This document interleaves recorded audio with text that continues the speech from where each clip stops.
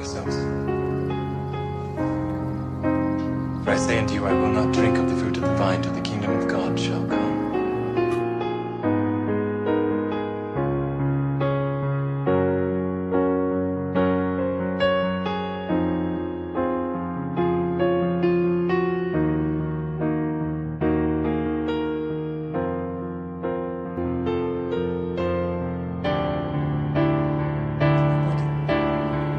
Which is given for you. This do in remembrance of me.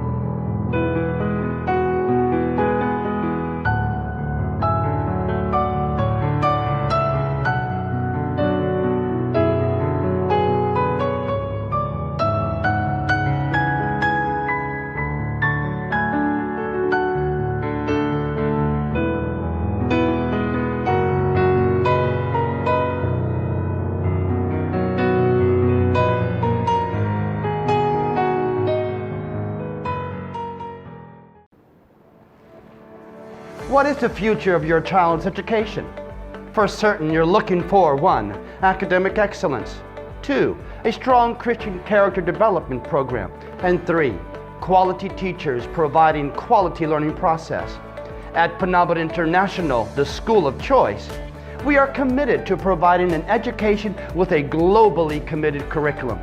At Penobot International, we do not sacrifice quality for quantity. At Penobot International, we provide a balanced education. Penobot International, your child's choice pathway to a quality university.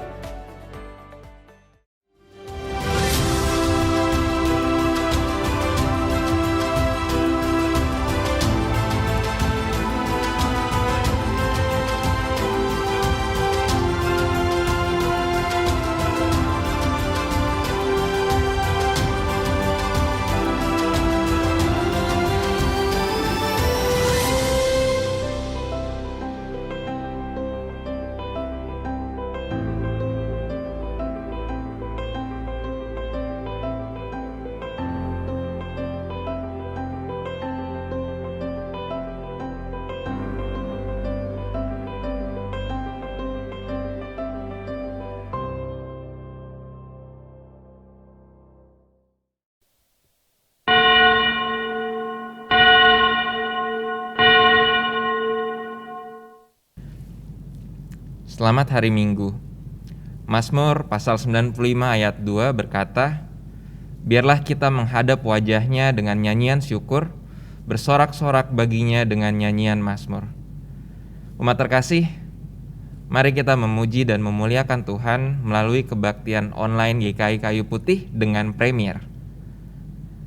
Pokok-pokok warta lisan sebagai berikut. Pemahaman Alkitab online. Majelis Jemaat mengundang umat untuk mengikuti pemahaman Alkitab online dengan tema Belajar Berkata Tidak pada hari Kamis tanggal 19 Agustus 2021. Informasi akan disampaikan melalui WA grup komunitas wilayah masing-masing atau dapat juga dibaca pada warta jemaat online di website GKI Kayu Putih di www.gkikayuputih.or.id/warta-online. Berita duka cita. Kami mendoakan agar keluarga-keluarga yang ditinggalkan diberikan anugerah penghiburan dari Tuhan Yesus Kristus dan selalu teguh dalam iman. Informasi kegiatan GKI Kayu Putih. Umat terkasih, bagi jemaat yang ingin mengetahui kegiatan-kegiatan gereja, dapat membaca pada warta jemaat online di website GKI Kayu Putih atau Instagram resmi di @gkikaput.official. Bagi umat yang memerlukan bantuan pelayanan, dapat menghubungi sekretariat gereja.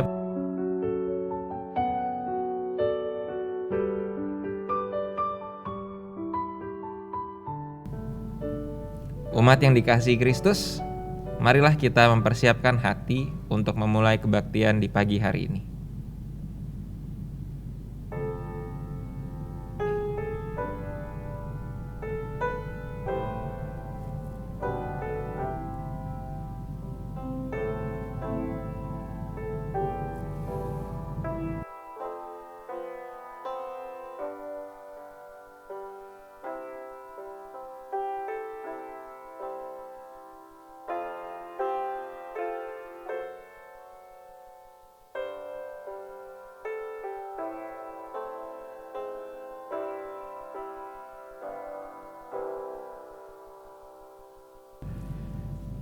Umat, mari dengan berdiri kita menaikkan pujian Tuhan Allah namamu.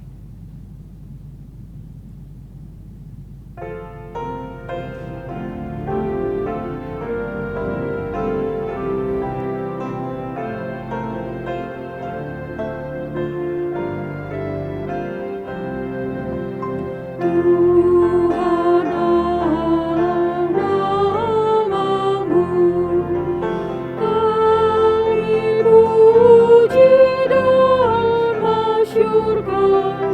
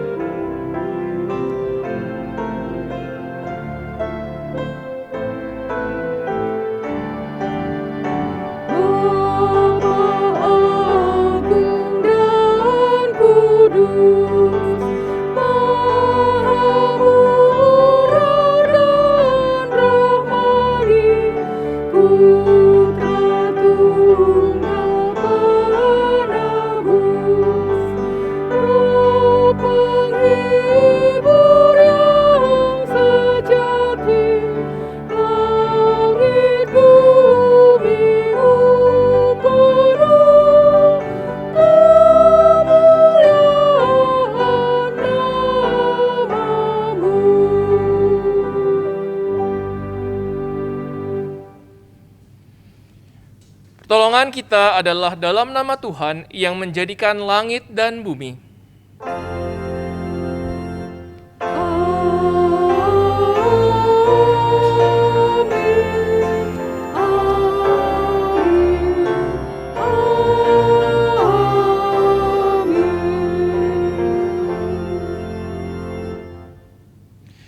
Damai Tuhan beserta saudara.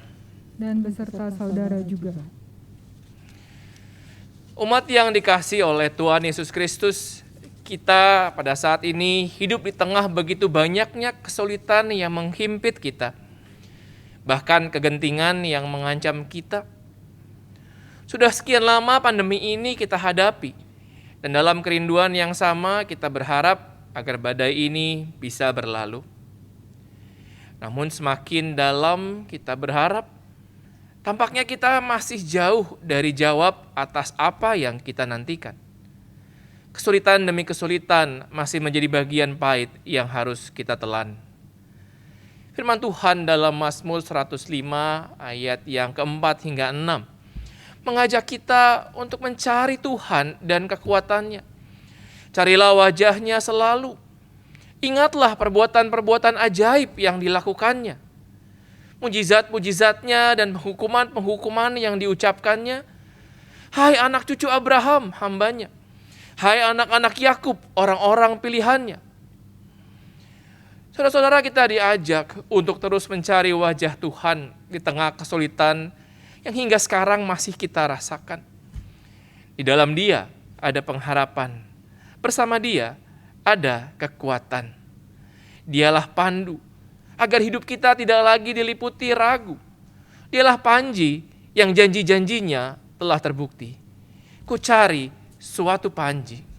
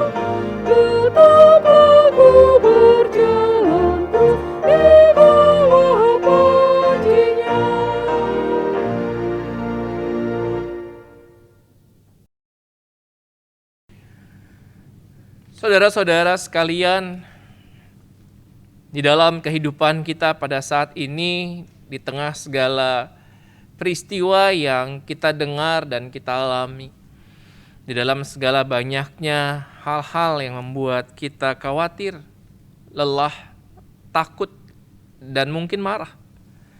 Apakah kita mencari Tuhan dan kekuatannya? Apakah kita mencari wajah Tuhan dan perbuatan-perbuatan ajaib yang telah dilakukannya?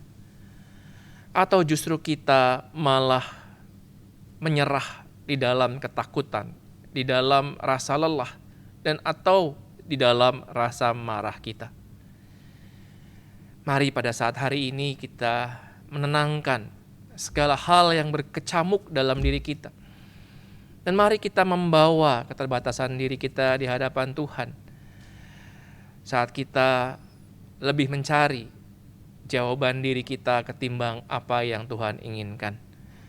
Mari saudara-saudara, kita memberikan waktu sejenak untuk mengakui segala dosa dan pelanggaran kita di hadapan Tuhan.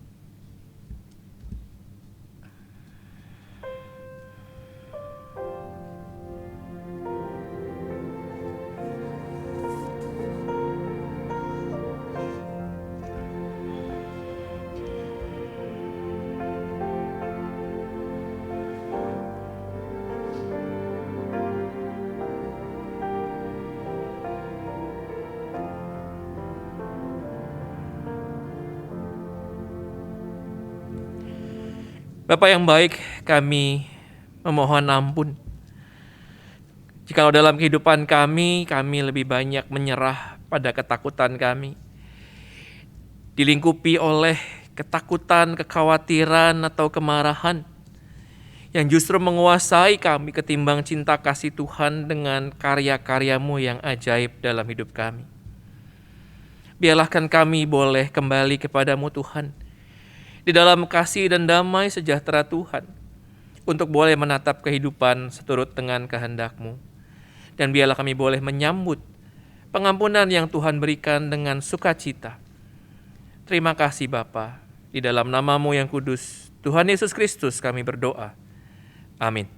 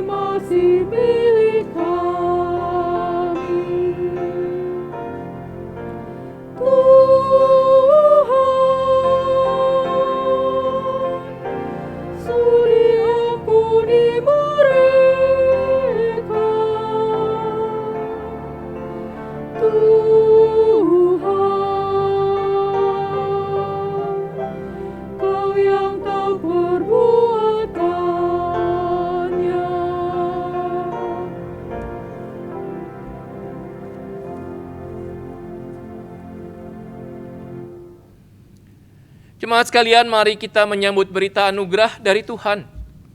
Bagi kita yang dengan rendah hati mengakui segala dosa kita di hadapan Tuhan, sekarang marilah kita hidup dalam anugerah pengampunannya, dan marilah kita mendengarkan berita anugerah yang diambil dari 1 Petrus 1 ayat 18 hingga 19. Sebab kamu tahu bahwa kamu telah ditebus dari cara hidupmu yang sia-sia, yang kamu warisi dari nenek moyangmu. Itu bukan dengan barang yang fana, bukan pula dengan perak atau emas, melainkan dengan darah yang mahal, yaitu darah Kristus yang sama seperti darah anak domba yang tak bernoda dan tak bercacat. Demikianlah berita anugerah dari Tuhan. Salam damai bagi kita sekalian.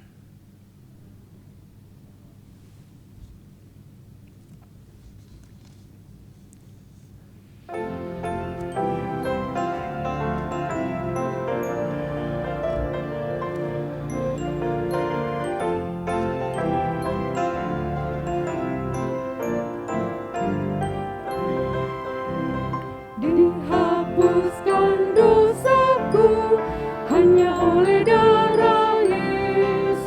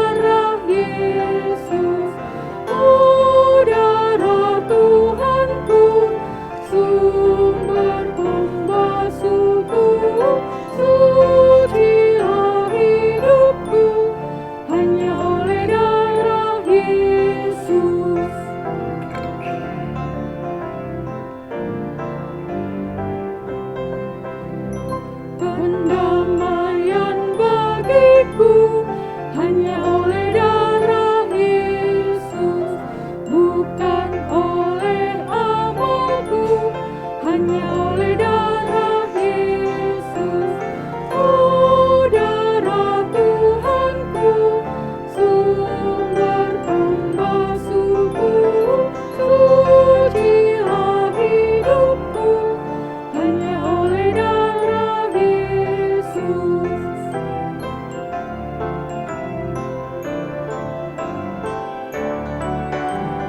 Damai dan harapanku hanya oleh darah Yesus.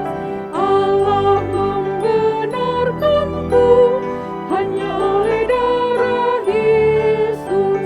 Oh, darah Tuhanku, sumber pembasuhku, sucilah hidupku, hanya oleh darah Yesus. Sebuah persembahan pujian akan disampaikan oleh paduan suara Cantate Domino.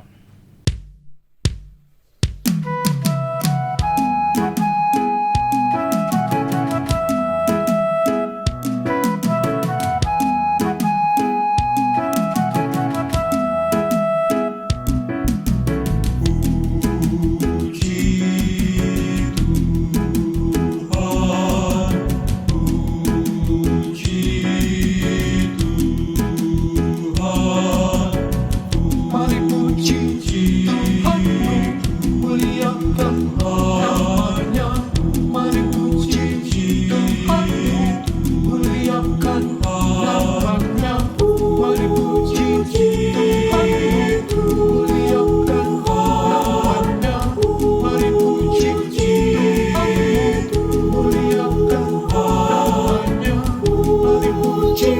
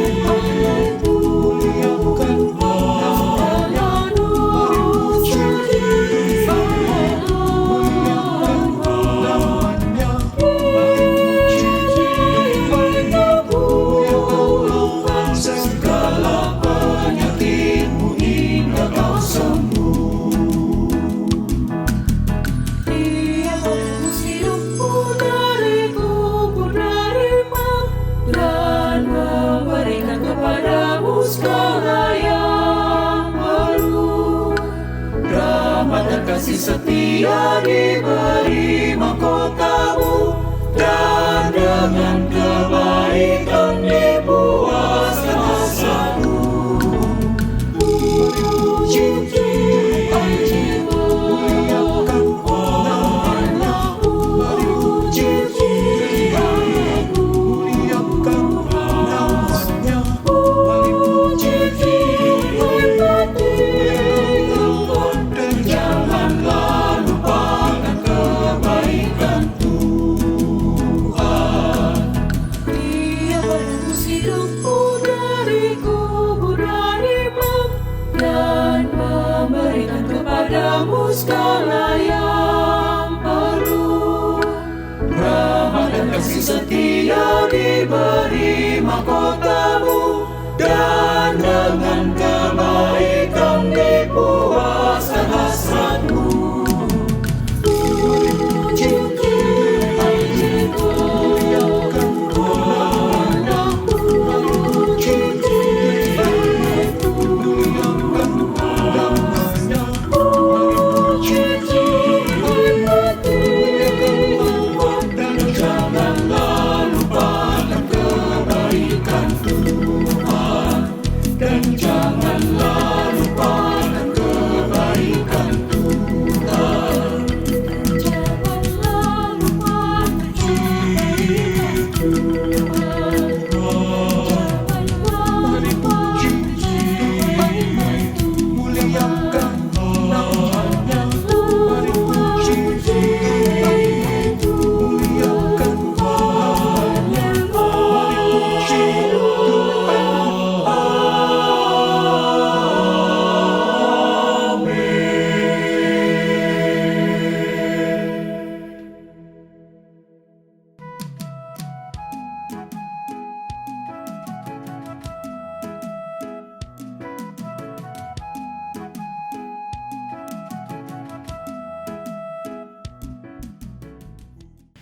Mari saudara, sebelum kita mendengar pemberitaan Tuhan, pemberitaan firman Tuhan, marilah kita bersama-sama berdoa.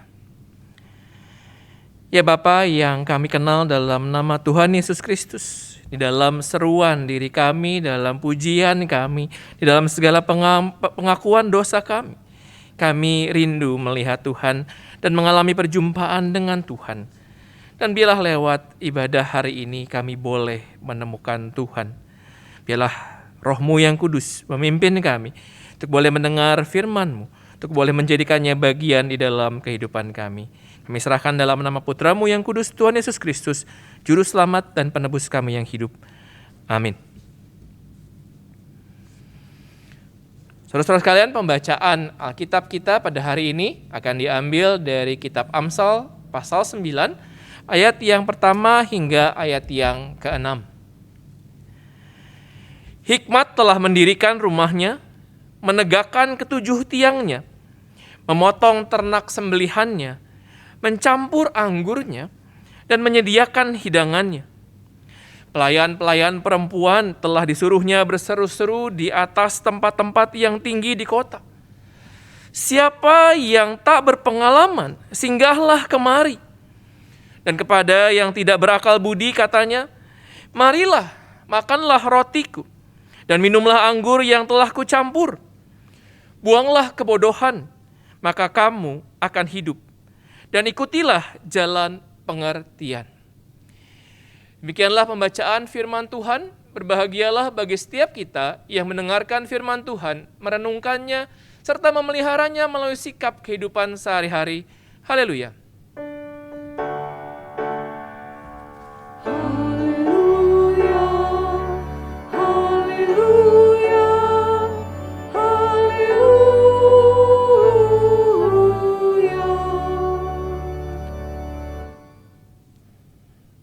Jemaat yang dikasihi oleh Tuhan Yesus Kristus, siapa di antara saudara-saudara yang suka kopi? Saya adalah seorang penggemar kopi. Dan saudara, kalau saya mau minum kopi, maka sebenarnya pilihannya tidak banyak. Kopi hitam atau kopi susu. Ya. Namun sekarang ini ada begitu banyak pilihan jenis kopi. Ada kopi gula aren, ada kopi pandan, ada kopi madu, ada kopi arang. Dan ada banyak jenis kopi lain yang terkadang membuat saya bertanya-tanya dan ingin mencoba sebenarnya. Namun apakah kemudian pilihan itu berhenti di situ? Tentu tidak. Karena kalau sekarang kita lihat, ada begitu banyak tempat di mana kita bisa memilih kopi. Ada banyak coffee shop yang menawarkan berbagai pilihan kopi. Walaupun sama, tetapi beda tempat. Dan itu membuat pilihan kita lebih banyak. Saudara, salah satu topik saya dengan istri saya yang paling sering dikemukakan adalah soal mau makan apa hari ini. Apakah makan di rumah, masak, atau kita beli makanan. Ya, tetapi pertanyaan makan apa menjadi sesuatu yang simple, sederhana, tetapi kadang-kadang memusingkan. Karena justru dengan banyaknya pilihan, kita menjadi bingung. Mau makan apa? Padahal setiap hari pasti makan. Ya, tetapi ternyata memilih makanan tidak semudah mengatakan 2 tambah 2 sama dengan 4. Saudara, itu baru pilihan soal kopi dan makanan. Bagaimana dengan pasangan? Ya, dalam kehidupan kaum muda ini ada anak-anak muda yang juga bertanya sama saya, "Kak, saya mau milih pasangan seperti apa ya? Ini ada 3 orang laki-laki yang saat ini dekat dengan saya. Semuanya baik, bagaimana saya harus memilih?" Saya belakangan lagi menonton kembali serial Friends, saudara-saudara, dan di dalam salah satu episodenya ada satu pergumulan tokohnya yang berkencan dengan 3 orang pria sekaligus, dan dia bingung karena 3 pria ini punya pilihan atau punya kualitas yang baik. Ya, pilihan pasangan lebih sulit karena bicara soal perasaan orang lain dan juga masa depan. Kalau kita dihadapkan pada pilihan yang lebih sulit lagi, saudara, misalnya, ya, amit-amit ini semoga tidak terjadi. Misalnya kita punya rumah kebakaran, lalu kita punya orang tua. Mama saya di kursi roda, papa saya buta. Yang mana yang saya harus selamatkan? Nah, bagaimana kita memilih dari pilihan yang sama-sama sulit seperti ini? Terkadang jawabannya saudara bukanlah soal apa yang benar, bukan soal apa yang salah, tapi bagaimana kita melihat kehidupan dan bagaimana kita menemukan makna-makna dari pilihan-pilihan tersebut.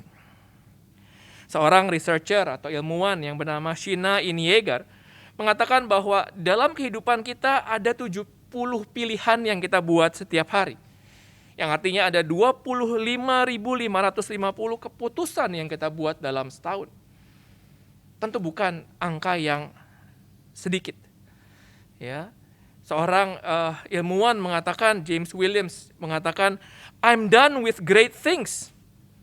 Karena dia mengatakan juga bahwa small decisions is those that define who we are. Dia mengatakan bahwa ternyata justru dalam keputusan-keputusan dan pilihan-pilihan yang kecil-kecil itu yang menentukan siapa kita.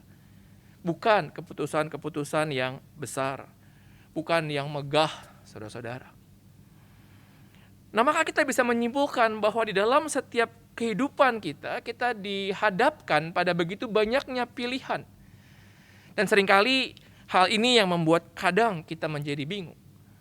Yang menentukan bukanlah apa yang kita alami, tapi bagaimana kita merespon akan apa yang kita alami tersebut. Bisa bicara soal bagaimana kita memilih kata-kata, bagaimana kita memilih tindakan, atau keputusan-keputusan yang kita buat bersama-sama. Saudara, saat kita harus memilih, saat kita harus membuat keputusan, maka kita diperhadapkan seringkali pada apa yang benar dan apa yang salah. Dan dalam hal ini, pada hari ini kita akan diperhadapkan pada apa yang bijak, berhikmat, dan pada apa yang bodoh. Hal ini yang menarik saudara-saudara karena dalam kehidupan kita, apalagi di budaya timur, kita diajarkan untuk tidak salah. Kita diajarkan untuk takut salah. Dan terkadang ketakutan salah ini, ya, bukan pemain Liverpool saudara-saudara, ketakutan ini membuat kita kemudian menjadi bingung bagaimana kita harus menentukan sesuatu. Kita diliputi atau bahkan dikuasai oleh rasa khawatir. Apakah ini wajar? Tentu wajar. Karena kita adalah manusia yang tidak sempurna dan juga kita dipengaruhi oleh pengalaman-pengalaman kehidupan kita. Nah, dalam hal ini saudara-saudara, ada beberapa hal yang mempengaruhi. Dalam kehidupan setiap manusia ada yang namanya pressure, ada yang namanya tekanan-tekanan yang seringkali kita ingin menyenangkan orang lain dengan keputusan yang kita buat. Kalau misalnya buat kehidupan anak-anak muda, mungkin ya buat anak remaja, saya lebih pilih ikut teman saya main ketimbang saya harus mengerjakan PR saya misalnya. Atau di zaman sekarang diajakin main game online, padahal ada tugas yang mesti dikerjakan, ya saya main dulu lah sebentar misalnya. Demi apa? Demi menyenangkan orang lain.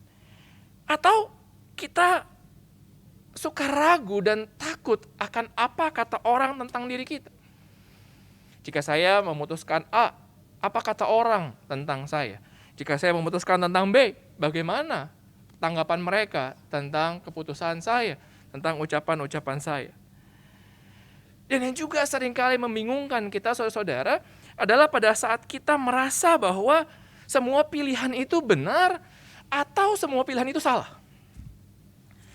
Ada sebuah cerita zaman dulu saudara-saudara tentang seorang bapak dengan anaknya yang ingin menjual kuda mereka di kota. Mereka tinggal di desa pada waktu itu. Lalu mereka sepakat, mari kita membawa kuda ini ke kota, kita akan jual di sana. Dan si bapak bilang pada anaknya, silakan kamu yang naik, bapak yang menuntun sambil jalan. Lalu kemudian mereka berjalan. Di dalam perjalanan mereka berpapasan dengan beberapa orang. Dan mereka mendengar bisikan-bisikan dari orang-orang ini yang mengatakan, itu anak kurang ajar sekali. Masa bapaknya dibiarkan jalan kaki, sementara enak-enakan di atas kuda. Lah kemudian karena merasa tidak enak, ya si anak bilang, "Bapak sajalah yang naik kalau begitu. Nanti saya dianggap kurang ajar." Lalu mereka bertukar tempat, saudara-saudara. Anak yang menuntun kuda dan si bapak yang naik di atasnya.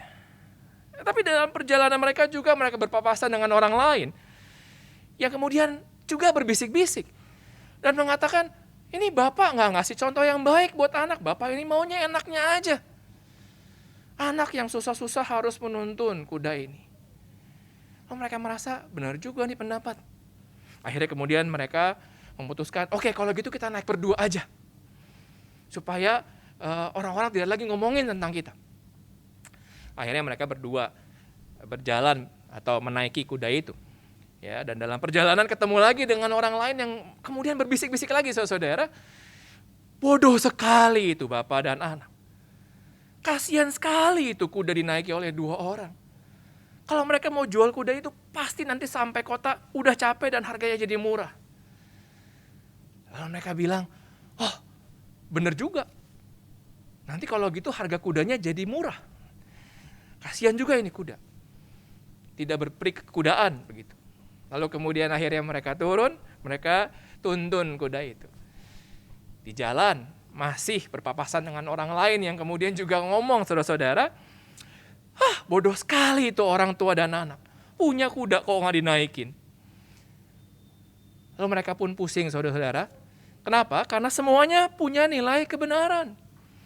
Mana yang mesti mereka ikuti?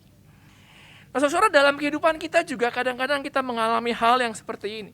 Kita ingin menyenangkan orang lain, kita ingin mendengarkan apa kata orang, atau kita bingung karena pilihan-pilihannya tidak semudah itu untuk bisa menemukan keputusan-keputusan. Saudara, di dalam sebuah penelitian, seorang peneliti yang bernama Solomon Asch membuat satu penelitian dan dia menemukan bahwa 4 dari 5 orang di Amerika cenderung untuk memilih pilihan yang dipilih oleh publik, dipilih oleh kebanyakan orang. Jadi kalau dalam satu komunitas ada 50 orang, maka biasanya pilihan yang populer akan dipilih orang-orang ya 4 atau 5.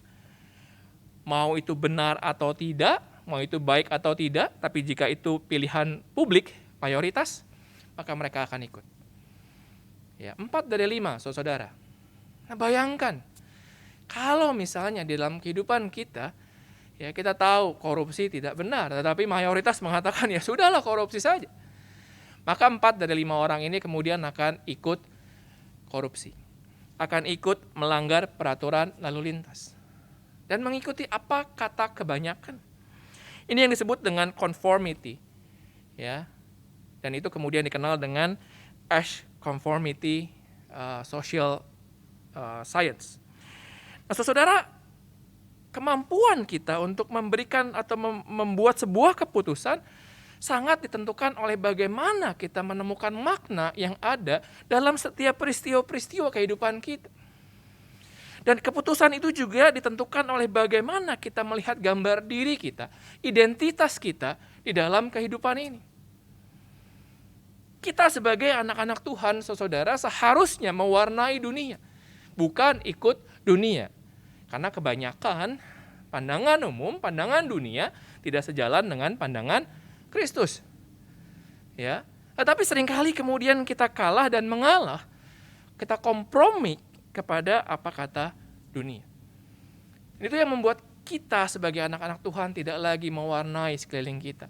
Kita larut dan hanyut di dalamnya. Saudara, saya punya uang. Ini ada uang 50.000. Ya, dan ini ada uang 100.000. Kalau ini on-site tentu lebih menyenangkan ya. Saudara-saudara, biasanya saya akan tanya, ini kalau saudara disuruh milih, mau pilih yang mana? Ya. Kalau anak muda ditanya 99,9% akan pilih yang merah ketimbang yang biru. Kalau saya tanya kenapa, karena mereka bilang angkanya lebih besar, nominalnya lebih besar. Ya, saya nggak tahu saudara, tapi orang dewasa biasanya lebih gengsi, 100.000 inilah gitu ya. Tapi kalau anak-anak muda biasanya akan langsung mengangkat tangan mereka, memilih. Nah, kemudian saya tanyakan kepada mereka, saudara, kalau misalnya 50.000 ini, saya tambahin nolnya 1. Warna tetap biru, tapi angkanya jadi 500.000. Kamu pilih yang mana? Lalu mereka bilang, saya tetap pilih yang merah. Kenapa? Karena nilai yang disepakati tetap akan lebih tinggi yang merah. Jadi bukan soal angkanya dong saya tanya. Tetapi kemudian identitas dari keseluruhan uang ini yang menentukan pilihan kita. Yang menentukan nilainya lebih besar yang mana. Sepakat semuanya tetap pilih merah.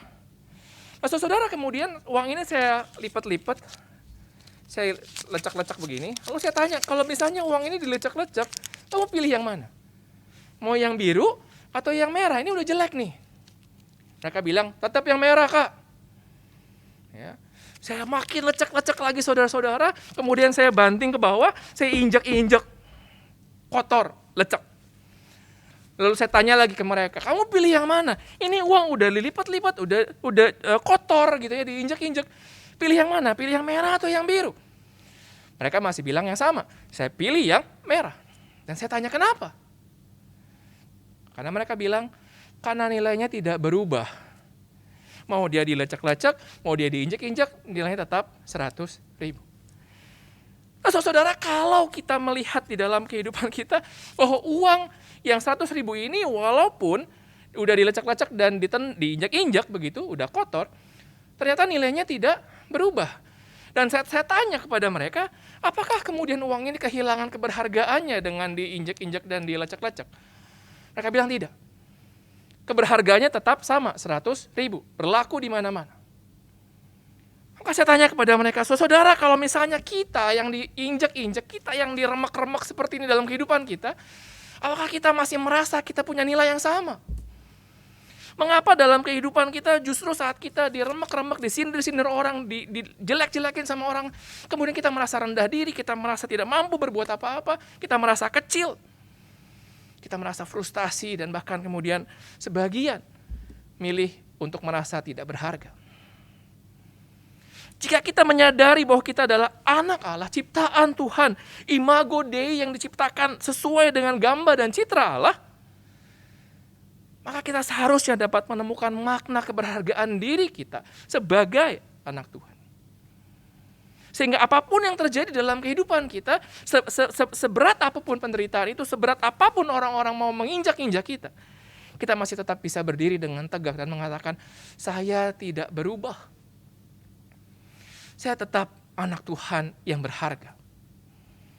Karena makna dari apa yang saya temukan dalam Tuhan tidak pernah berubah. Nah, saudara, dalam kehidupan kita sayangnya, kita banyak merasa diri kita banyak bolong-bolong. Ada dosa yang merenggut dan merusak diri kita. Yang membuat pencarian makna kita menjadi belepotan. Sama seperti Hitler misalnya. Yang kemudian merasa bahwa pembantaian orang-orang Israel atau Yahudi adalah sesuai dengan Alkitab.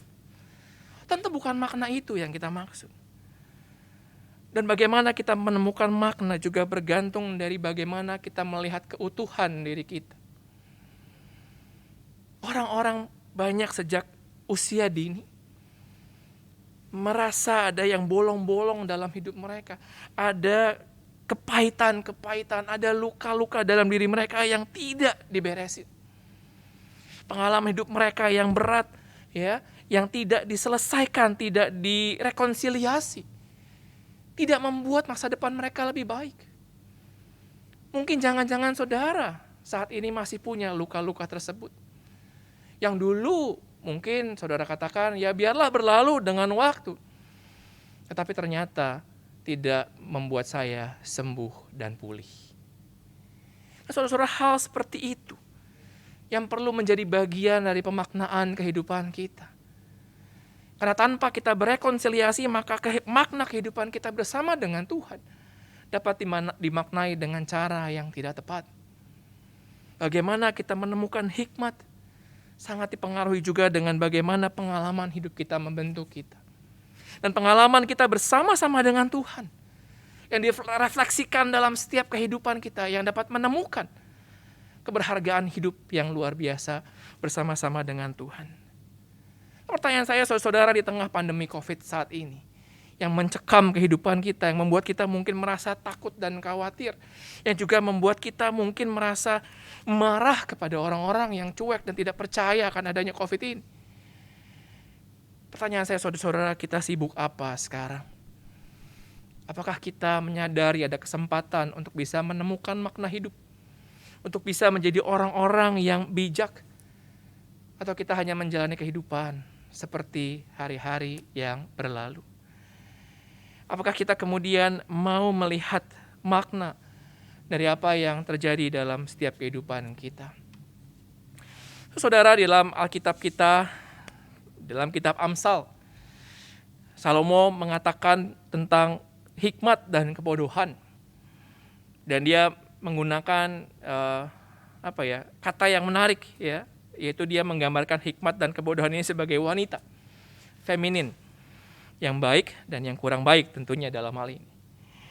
Saudara, kalau kita melihat di dalam perikop kita, dia mengatakan bahwa hikmat telah mendirikan rumahnya, menegakkan ketujuh tiangnya, ya. Ini bisa bicara bagaimana hikmat ini sedang menyiapkan satu pesta besar dan mengundang orang-orang yang bodoh. Dalam hal ini kita bisa melihat hikmat memiliki pilihan. Dia punya kuasa, dia tidak ditentukan oleh orang lain dan keadaan. Dia memegang kendali. Seorang profesor dari Biblical Theology di Seattle Pacific University, yaitu Sarah Koenig, mengatakan bahwa dia mendapati atau menjumpai teks ini sebagai bagian dari metafora kehidupan. Dia melihat bahwa rumah, ya, di dalam ayat 1 ini bicara soal Tuhan dan bumi. Atau hikmat adalah Tuhan, ya, dan rumah ini adalah bumi. Sedangkan 7 pilarnya adalah 7 hari penciptaan. Di mana Allah sendiri bekerja selama 6 hari dan kemudian beristirahat di hari yang ke-7. Hari yang ke-7 adalah hari istirahat di mana kemudian dia merefleksikan segala ciptaannya. Dan dia menemukan bahwa segala sesuatunya adalah baik. Nah, Allah yang adalah hikmat sendiri memberikan waktu untuk berefleksi. Memberikan waktu untuk bisa melihat apa yang telah terjadi. Apa yang telah dia lakukan. Bagaimana dengan kita, saudara? Kita diberikan waktu oleh Tuhan untuk boleh berhenti sebentar. Untuk berusaha menemukan makna dari peristiwa-peristiwa yang terjadi dalam kehidupan kita. Makna berarti kita memegang kendali. Sama seperti hikmat dikatakan sebagai steering the ship of life with God's guidance. Sebagai seorang nahkoda yang memegang setir dan Tuhan di belakang kita yang memberikan arahan kepada kita. Kita tidak lagi dikuasai oleh keadaan, tapi kita mampu merespon setiap keadaan dan perasaan yang kita alami. Dengan hikmat, saudara, kita bisa memilah, kita mencari, kita membuka wawasan kita, dan kita menguasai diri kita sedemikian rupa di dalam bimbingan Roh Kudus. Dan kemudian itulah yang bisa menjadi respon kita dalam kehidupan ini. Kalau di dalam bukunya Stephen Covey yang berjudul 7 Habits yang sangat terkenal itu, dia menggunakan kata-kata proaktif. Ya, proaktif seringkali disalahartikan oleh banyak orang sebagai inisiatif. Bukan, saudara. Proaktif bicara soal bagaimana kita bijak, memikirkan lebih dahulu plus minusnya, aspek-aspek yang ada di dalamnya. Baru kemudian kita membuat sebuah keputusan. Baru kita membuat sebuah pilihan. Jadi bukan serta-merta dikuasai oleh impuls dan emosi. Bukan ketakutan atau kemarahan yang menguasai diri kita. Yang membuat kita merasa tidak punya pilihan dan tidak mampu untuk berbuat apa-apa. Tetapi ada kendali di dalam hidup kita. Nah, kendali tersebut adalah Tuhan dan diri kita sendiri, saudara-saudara. Di dalam kitab ini Salomo juga mengatakan hikmat ini bicara bagaimana kita mau ikut kepada guidance-nya Tuhan. Bagaimana kita melihat kehidupan kita dan menjalaninya seturut dengan rencana Tuhan. Bukan apa yang terjadi dan kemudian kita menyerah di dalamnya, saudara. Menjadi orang yang berhikmat bukan berarti kita tidak mungkin salah. Setiap manusia menemukan kesalahannya karena kita bukan orang-orang yang sempurna.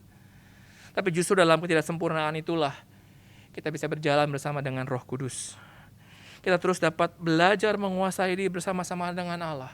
Dan kita menang. Kita menguasai kehidupan ini, saudara. Itulah bagaimana kita belajar melihat gema kehidupan kita. Ada seorang anak dan ayah yang lagi mendaki gunung bersama-sama. Kemudian si anak ini terjatuh. Dan dia berteriak, aduh. Tidak lama dia mendengar sebuah suara yang sama. Aduh. Lalu kemudian anak ini mulai bingung dan mencoba untuk bertanya, siapa kamu? Tidak lama kemudian dia juga mendengar suara yang sama, siapa kamu? Dan saat dia tidak menemukan siapa-siapa, ya, dia kembali berteriak, pengecut kamu. Kemudian gak lama dia mendengar juga kata-kata pengecut kamu. Dia menjadi bingung. Dan dia kemudian bertanya sama ayahnya, ayah, apa yang sedang terjadi pada saat ini? Si ayah kemudian mengatakan, ini adalah gema dari kehidupan. Gema dari suara kamu, anakku. Kemudian si ayah itu kemudian berteriak, aku kagum padamu. Dan tidak lama kemudian ada suara yang sama, yang bereko. Dan dia lanjutkan, kamu adalah seorang juara. Ya, dan tidak lama kemudian dia mendengarkan kembali suara itu.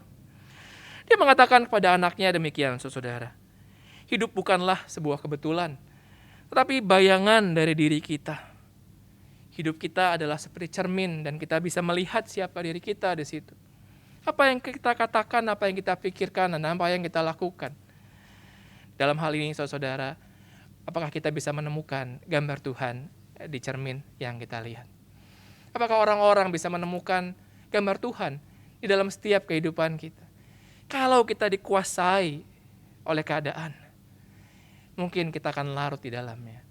Tapi saat kita menguasai kehidupan, kita berjalan di dalam hikmat Tuhan, dan kita bisa menemukan makna akan setiap peristiwa yang terjadi dalam kehidupan kita, maka saya percaya mereka akan dapat melihat Tuhan hadir lewat diri kita. Saudara, hikmat juga bicara bagaimana dia memberikan tangannya, memberikan dirinya bagi orang lain. Di dalam ayatnya yang kedua dikatakan bahwa dia memotong ternak sembelihannya dan mencampur anggurnya. Dan di ayat kelima dikatakan, marilah makanlah rotiku dan minumlah anggur yang telah kucampur.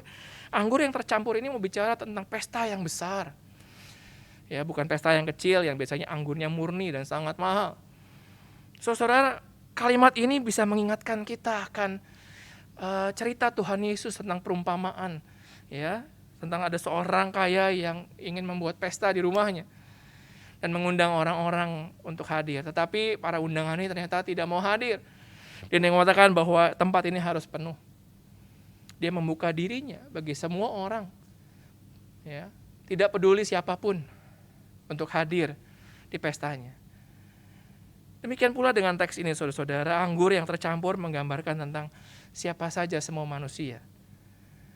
Oleh karena itu, saudara-saudara, di dalam hikmat kita juga kemudian belajar tidak membatasi orang-orang. Oh, dia Kristen, oh dia keluarga saya.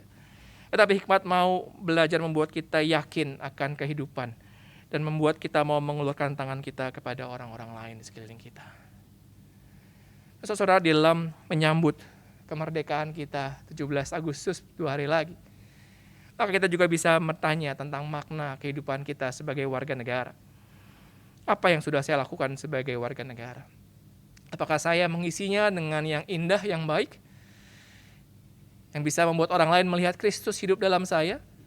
Ataukah saya menjadi warga 62, netizen 62 yang dengan mudahnya menyerang orang-orang yang tidak saya kenal? Atau saya dikuasai oleh ketidakpedulian dan milih untuk hanya mikirin diri saya sendiri dan orang-orang terdekat saya? Selamat mencari makna dan menemukannya bersama-sama dengan Tuhan. Amin.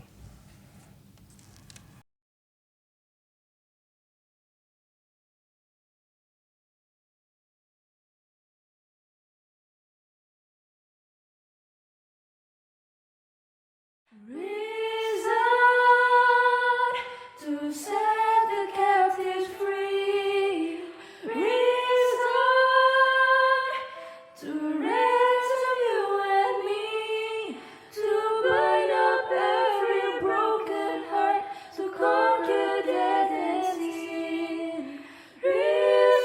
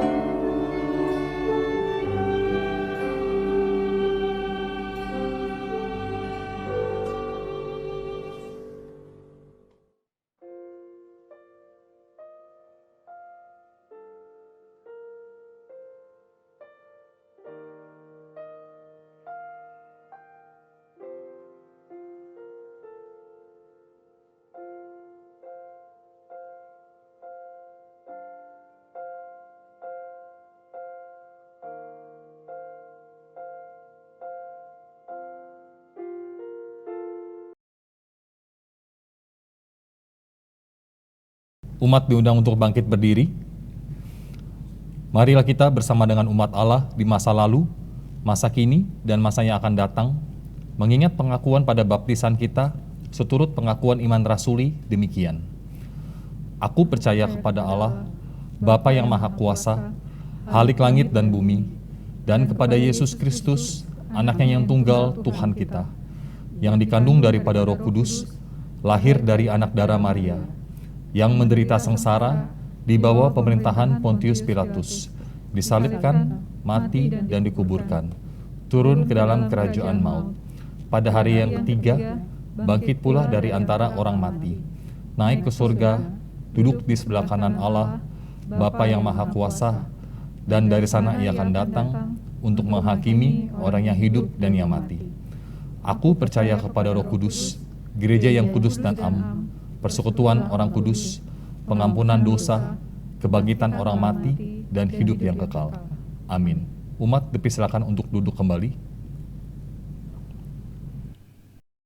Jemaat yang dikasihi oleh Tuhan, marilah kita bersama-sama menaikkan doa syafaat kita. Allah yang baik, saat ini kami hadir Tuhan, di dalam setiap keberadaan diri kami, dalam setiap kerendahan diri kami Tuhan, untuk menaikkan doa-doa dan permohonan kami. Untuk setiap umat yang pada saat ini mengalami pergumulan dan permasalahan, khususnya di tengah pandemi COVID-19 yang masih berlangsung, baik mereka yang kehilangan anggota keluarga mereka, baik mereka yang pada saat ini sedang terpapar atau terdampak secara ekonomi, finansial, atau bagian-bagian kehidupan yang lain akibat pandemi ini Tuhan. Kiranya Tuhan hadir dan memberikan jawab atas pergumulan mereka. Kami juga berdoa Tuhan untuk segenap orang-orang yang terus berjuang untuk bisa menyatakan kasih Tuhan di dalam kehidupan di tengah adanya pandemi ini. Bagi orang-orang yang berusaha membantu dengan segenap cara. Bagi gereja Kayu Putih yang terus berusaha untuk bisa memberikan bantuan. Bagi setiap orang yang saat ini sedang terpapar oleh COVID, baik tabung oksigen, baik obat-obatan, baik tempat, baik penghiburan. Kami berdoa agar semakin banyak orang yang tergerak untuk boleh mengulurkan tangan mereka. Kami bersyukur Tuhan bahwa pemerintah juga masih terus berusaha dengan pilihan yang sulit. Apakah untuk lockdown ataukah tidak membiarkan semuanya berjalan begini aja. Kami berdoa Tuhan agar kiranya Tuhan memberikan kekuatan kepada mereka untuk bisa terus memiliki hikmat dalam menentukan arah langkah kehidupan bangsa kami di tengah pandemi ini. Agar pandemi ini bisa juga selesai Tuhan. Kami berdoa untuk setiap jawaban yang mereka rindukan dari pergumulan mereka. Kami juga berdoa untuk setiap orang yang saat ini sedang sakit atau sedang berduka. Kami tahu Tuhan saat ini semua orang fokus kepada COVID. Namun ada juga banyak orang yang sakit yang lain. Atau juga ditinggalkan oleh orang-orang yang mereka kasihi karena hal yang lain. Tuhan kiranya senantiasa boleh hadir. Dan bila mereka juga boleh merasakan kehadiran Tuhan. Kami berdoa Tuhan untuk keluarga-keluarga yang menghadapi pergumulan di dalam relasi mereka, dalam keluarga, baik finansial atau mungkin single parents, atau hal-hal yang lain. Tuhan kiranya berikan mereka hikmat, kedewasaan, dan juga panduan, ketenangan, kedamaian untuk bisa membuat keputusan-keputusan seturut dengan kehendak Tuhan. Kami juga berdoa untuk proses pengadaan dan pendistribusian vaksin di Indonesia, dan juga di seluruh dunia Tuhan. Karena kami tahu Tuhan lewat vaksin ini maka dunia akan semakin dikuatkan. Dan biarlah kami juga boleh melihat kepada Tuhan sebagai kekuatan yang utama. Kami berdoa untuk kondisi dan situasi bangsa kami. Agar kiranya kami juga boleh berjalan terus Tuhan untuk bisa menahan diri kami. Untuk menyatakan emosi-emosi yang tidak perlu. Untuk boleh bertindak, memberikan yang terbaik. Khususnya saat bangsa kami hendak merayakan dan memperingati ulang tahunnya sebagai bangsa yang merdeka. Bila kami boleh mengisi kemerdekaan ini bersama-sama dengan hal-hal yang membangun. Dan biarlah kami boleh hidup Tuhan sehari-hari sesurut dengan doa yang Tuhan ajarkan kepada kami. Bapa kami yang ada di surga, dikuduskanlah namamu, datanglah kerajaan-Mu, Jadilah kehendak-Mu di bumi seperti di surga. Berikanlah kami pada hari ini makanan kami yang secukupnya, dan ampunilah kesalahan kami, seperti kami juga mengampuni orang yang bersalah kepada kami. Dan janganlah membawa kami ke dalam pencobaan, tapi lepaskanlah kami daripada yang jahat. Karena Engkaulah yang punya kerajaan dan kuasa dan kemuliaan sampai selama-lamanya. Amin.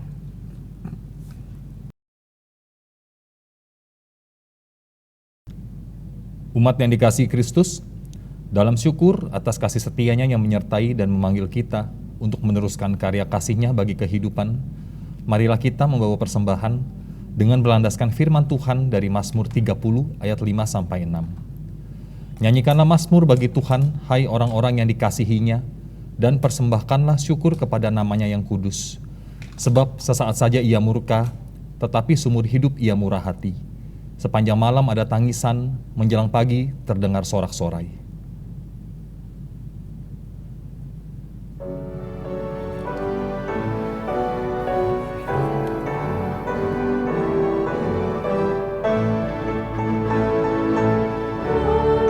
Puji Raja surga, persembahan bawalah, ditebusnya jiwa raga, maka puji namanya. Puji Dia, puji Dia, puji Raja semesta.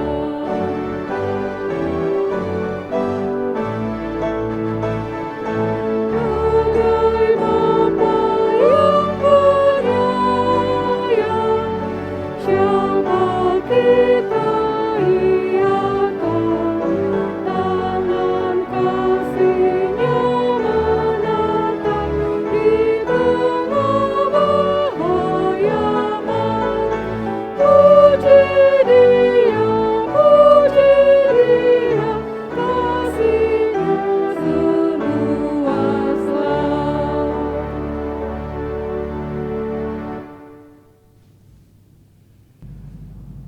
Mari kita satu di dalam doa.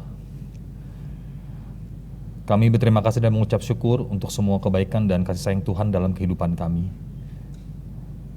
Pagi hari ini kami membawa persembahan syukur kami di hadapan Tuhan, dan kami menyadari bahwa kami nggak akan sanggup bisa membalas semua cinta dan kebaikan Tuhan. Kami mohon agar Tuhan boleh menerima persembahan syukur kami, rasa terima kasih kami kepada Tuhan, dan persembahan yang kami berikan layak dan menjadi perkenanan Tuhan untuk boleh terus menjadi berkat dan bisa memuliakan Tuhan di muka bumi ini.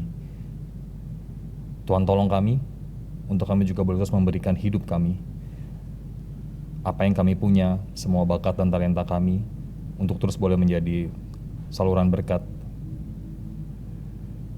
buat banyak orang dan bisa memuliakan nama Tuhan.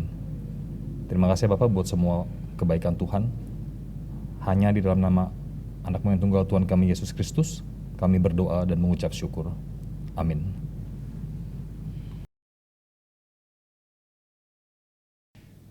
Tidak pernah Dia janji bahwa hari akan selalu panas, dan tak pernah Dia janji selalu akan hujan. Tetapi Dia berjanji untuk memberikan kekuatan. Maka meskipun jalan hidup masih harus didaki, dan bayang-bayang kelam menyelimuti, kita masih dapat menemukan sukacita dan menjalani kehidupan dengan penuh pengharapan, walau kudaki gunung yang tinggi.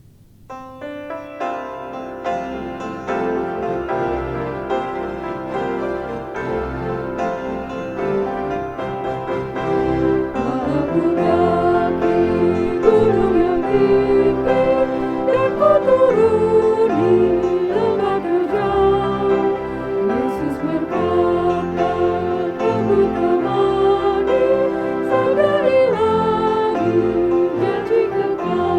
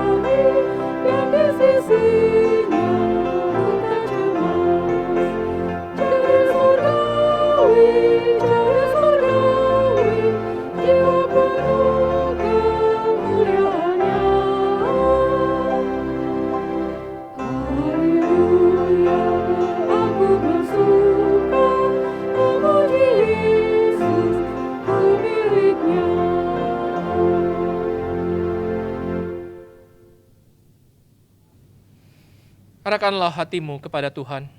Kami mengarahkan hati kami kepada Tuhan. Jadilah saksi Kristus. Syukur kepada Allah, Terpujilah Tuhan. kini dan selamanya. Dan terimalah berkat dari Tuhan. Tuhan memberkati kita dan melindungi kita. Tuhan menyinari kita dengan wajah-Nya dan memberi kita kasih karunia. Tuhan menghadapkan wajah-Nya kepada kita dan memberikan kita damai sejahtera.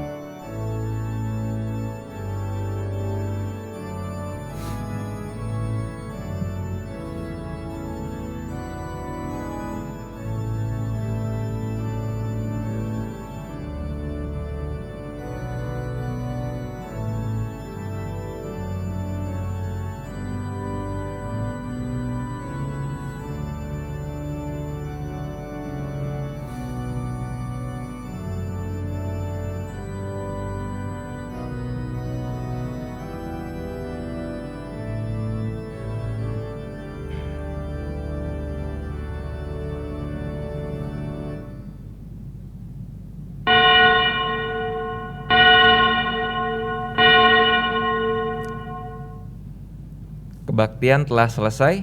Majelis Jemaat GKI Kayu Putih mengucapkan selamat hari Minggu. Tuhan Yesus memberkati.